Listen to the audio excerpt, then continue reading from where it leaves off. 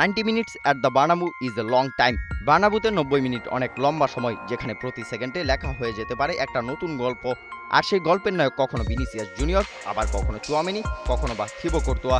তবে UEFA champions লিগে Madrid যেন সেই চিরচেনা রূপে আরও একবার যেন কামব্যাকের গল্প লেখা হলো ফুটবলের আয়নাঘর বার্নাব্যুতে।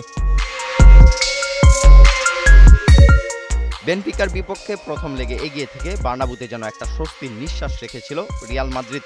তবুও কপালে চিন্তার বাজ রিয়ালের ইনজুরির তালিকা। Kylian Mbappe, Jude Bellingham, Dean Huijsen, Rodrygo, Eder মিলিতাওয়ের মতো পটেনশিয়াল ফুটবলারদের মাঠের বাইরে রেখে মাঠে নামে লস ব্লাঙ্কোসরা। অবশ্য স্পেশাল ওয়ান জোসে মরিনিওর লাল কার্ড একটা আলাদা মাত্রা যোগ করেছে রিয়ালের আত্মবিশ্বাসে।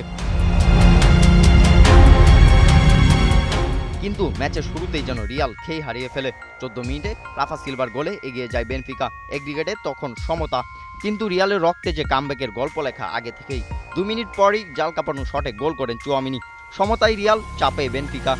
32 মিনিটে আর্দা গুলারের গোল অফসাইডে বাতিল হয়। প্রথমার্ধে বেশ কিছু সুযোগ তৈরি করলেও গোলের দেখা পায়নি কোনো দল।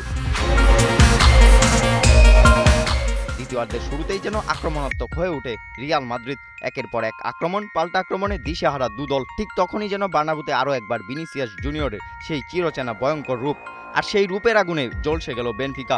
80 মিনিটে অধিনায়ক ফেদেরিকো বালবার্দের পাস থেকে বেনফিকার জাল কাঁপান এই ব্রাজিলিয়ান সুপারস্টার। যেই ড্যান্সের জন্য তিনি বর্ণবাদের শিকার হয়েছিলেন, সেই ড্যান্স দিয়েই যেন জবাবটা দিলেন ভিনি। তবে আজ আর কোনো নতুন গল্প নয়। শেষ পর্যন্ত বেনফিকাকে 2 লেগ মিলিয়ে 3-1 গোলে হারিয়ে শেষ 16তে রিয়াল মাদ্রিদ।